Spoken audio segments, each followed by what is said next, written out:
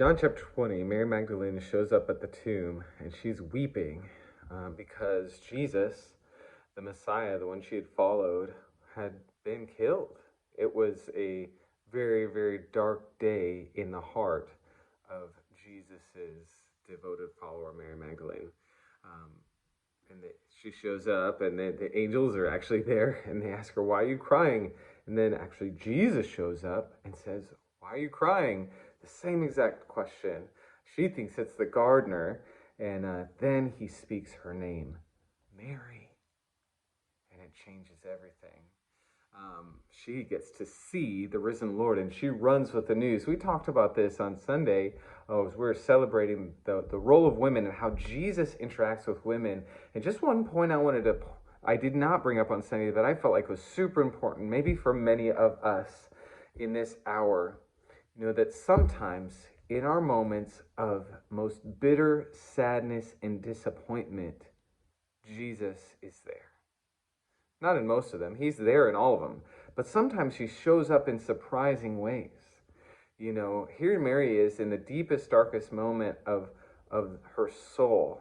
Jesus is gone, but he's not. There are many times when I want to encourage you that in our deepest disappointments and sadness, Jesus wants to show up. Not just show up. He wants to show you a different side of the story. Jesus had died, but he had also conquered death and sin, hell, and rose again. She didn't know that side of the story. All she knew was the circumstance she was experiencing and her limited knowledge of the events that had taken place. And she was rightfully sad. But I want to tell you, you may find yourself in a bitter, sad circumstance. You may even look at the world that we're in this moment and see, Lord, this is terrible, and it is, but Jesus wants to show up. He wants to speak your name, Mary. He wants to speak to you, and he wants to show you himself in the middle of your circumstance. He wants to show you the story he is writing, not just the story of your circumstance, and not just the pieces you can see. He wants to show you him in the middle of your circumstance, and that changes everything. In the bitterness that was that garden that morning, Jesus was there. Someone spoke to her. Was it the gardener? She thought it was the gardener.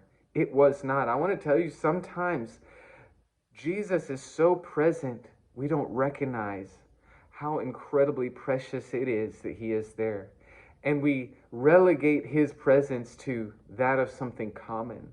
The gardener. Must be the gardener. No. That comfort you feel, that peace you feel is Jesus. And you are in the presence of the Holy Risen One. And he's speaking your name. He's speaking your name. Let Jesus speak your name and show you himself in the middle of your circumstance today. Let him show you the other side of the story and turn your bitter moment into the greatest story ever told.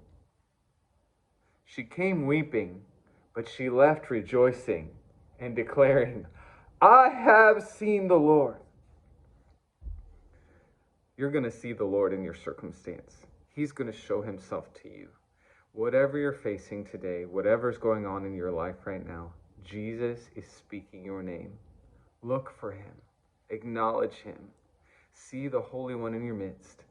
He's going to turn it around, and you're going to have a different story to tell. Expect it.